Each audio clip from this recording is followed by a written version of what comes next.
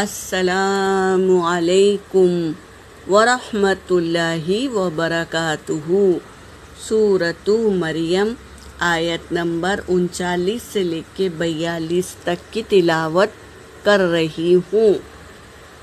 اعوذ باللہ من الشیطان الرجیم، بسم اللہ الرحمن الرحیم۔ وَأَنذِرْهُمْ يَوْمَ الْحَسْرَةِ إِذَا قُضِيَ الْأَمْرُ وَهُمْ فِي غَفْلَةٍ وَهُمْ لَا يُؤْمِنُونَ۔ إِنَّا نَحْنُ نُورِثُ الْأَرْضَ وَمَنْ عَلَيْهَا وَإِلَيْنَا يُرْجَعُونَ۔ وَاذْكُرْ فِي الْكِتَابِ إِبْرَاهِيمَ إِنَّهُ كَانَ صِدِّيقًا نَبِيًّا،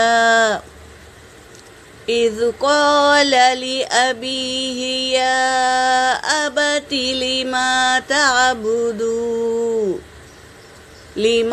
تَعْبُدُ مَا لَا يَسْمَعُ وَلَا يُبْصِرُ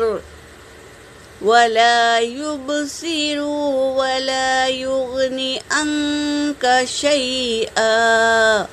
صدق اللہ العلی العظیم۔ ترجمہ کر رہی ہوں۔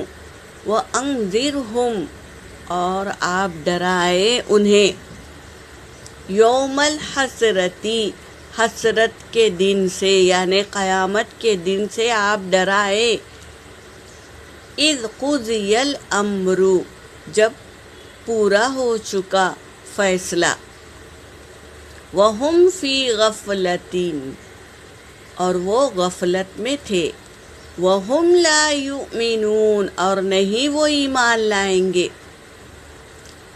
انا نحن، بے شک ہم، نورث الارض، وارث بناتے ہیں زمین کا، ومن علیہا، اور جو کچھ اس میں ہے اس کا وارث ہم بناتے ہیں، یعنی اللہ تبارک تعالی ہمیں وارث بناتے ہیں، وَإِلَيْنَا يُرْجَعُونَ، اور اسی کی طرف یرجعون، لوٹائے جاؤ گے، اللہ ہی کی طرف ہمیں لوٹنا ہے نا، تو اللہ تبارک تعالی ہمیں اسی کی طرف لے کر جائے گا۔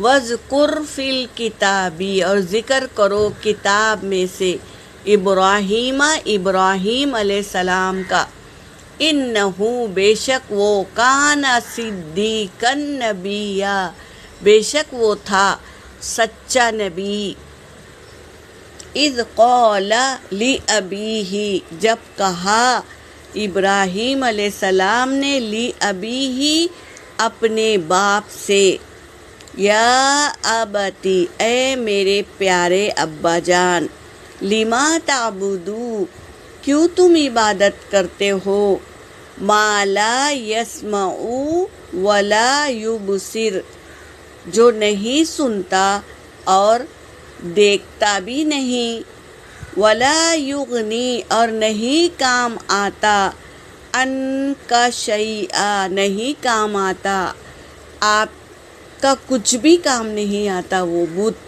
تو تم بتوں کی کیوں پوجا کرتے ہو، کیوں انہیں معبود بنائے ہو، جب کہ وہ نہ سنتا ہے، نہ دیکھتا ہے، اور نہ تمہارے کچھ کام آتا ہے۔